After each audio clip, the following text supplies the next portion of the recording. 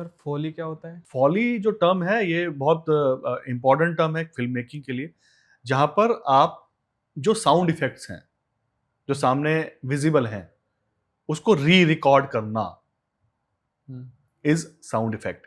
तो जो हम प्रोसेस करते हैं साउंड इफेक्ट्स के लिए उसको हम लोग फॉली बोलते हैं।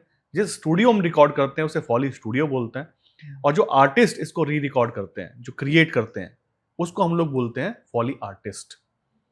तो ये पूरा प्रोसेस बहुत खूबसूरत प्रोसेस है जो एक रियलिस्टिक बनाता है कहानी को।